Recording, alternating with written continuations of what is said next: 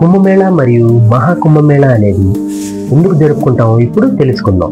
కుంభమేళా అనేది ప్రతి 12 సంవత్సరాల్లో ప్రయాగ్రాజ్, హరిద్వార్, ఉజ్జయిన్, నాసిక్ ఈ ప్రాంతాల్లో 3 సంవత్సరాలకు ఒకసారి జరుగుతాయి.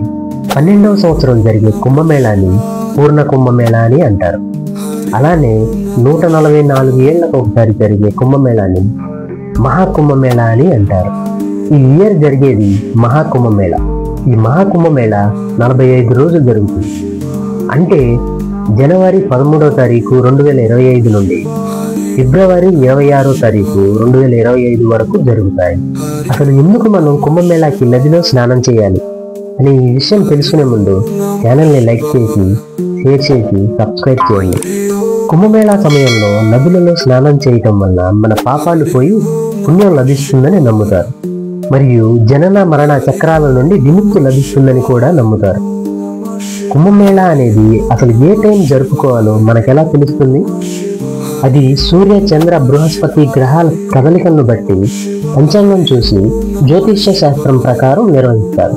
పురాణాల ప్రకారం విష్ణువు అమృతం యొక్క కుంభం అంటే కుండను మోస్తున్నప్పుడు దాంట్లో 4 చుక్కలు జారి ప్రయాగ్రాజ్, హరిద్వార్, ఉజ్జయిన్, నాసిక్ ఈ 4 తీర్థాల్లో భూమిపై పడ్డాయి. భక్తులు మోక్షాన్ని పొందగలిగే ప్రదేశాలే ఈ తీర్థాలు. ఇది ప్రతి 3 సంవత్సరాలకు ఒకసారి ప్రతి తీర్థం వద్ద జరిగే కార్యక్రమాన్ని కుంభమేళాగా జరుపుకుంటాం. ముఖ్యంగా అక్కడ సాధువులు మరియు అఘోరీలు గొప్ప హిందూ ఊరేగింపులను నిర్వహిస్తారు.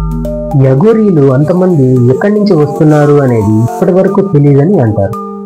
అలాగే అక్కడ సాంస్కృతిక ప్రదర్శనలు మరియు గొప్ప హిందూ అభ్యాసాలను నిర్వహిస్తారు. ఇప్పుడు జరిగే మహాకుంభమేళా 144 సంవత్సరాలకు ఒకసారి వస్తుంది. అంటే 2 జనరేషన్స్కి ఒకసారి జరిగే కుంభమేళా. ఇది మనం ఉన్న సమయంలో జరుగుతుంది కాబట్టి మనం చాలా అదృష్టం చేసుకున్నామనే చెప్పాలి. అందుకే మనం కూడా ఆ తీర్థాన్ని దర్శించి గంగానది స్నానం చేసి మన పాపాలను, పుణ్యాలను ప్రక్షాళన చేసుకున్నాం. మీరు కూడా ఈ పవిత్రమైన కుంభమేళాకి గంగానది స్నానాన్ని చేసి వస్తారని ఆశిస్తూ అంతా శుభం కలగాలని కోరుకుంటున్నాను.